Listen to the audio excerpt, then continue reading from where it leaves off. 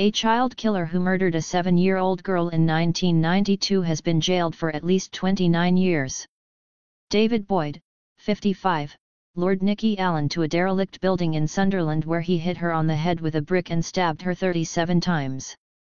A DNA match for Boyd, who knew Nikki and the old exchange where she died, was found on her clothes in 2017. Boyd, from Stockton, was sentenced to life after being found guilty of murder at Newcastle Crown Court. Nikki was last seen skipping to keep up with Boyd, who was a neighbor, as he walked towards the old exchange shortly before 2200 hours on October 7, 1992. He hit her on the head with a brick, fracturing her skull, and then repeatedly stabbed in her chest before dragging her down a flight of stairs and dumping her body in the basement.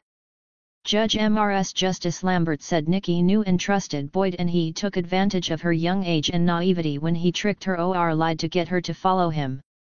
The judge said Nikki's fate was sealed when she screamed and Boyd decided to kill her to silence her. Boyd struck Nikki in the face to shut her up, then lifted her and pushed her into the pitch-black building, the judge said, adding the girl must have been petrified. Nikki was attacked and killed in another room, suggesting she had tried to flee her attacker, MRS Justice Lambert said. Her fear, as she saw you lurching towards her in the dark, is unimaginable, Boyd was told. It must have been a truly terrifying experience for this 7-year-old girl, the court heard.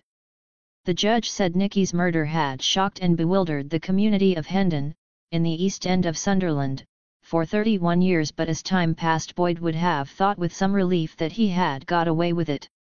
But the science of DNA had also advanced, which allowed detectives to match samples from Nikki's clothes to her killer. MRS Justice Lambert said under current rules she would have jailed Boyd for a minimum of 37 years, but she had to comply with the sentencing regulations in 1992 which suggested a lesser sentence, albeit one well in excess of 20 years. In a statement read to the court, Nikki's mother Sharon Henderson recalled her daughter as a bright and sparky child who had a beautiful smile and was loved.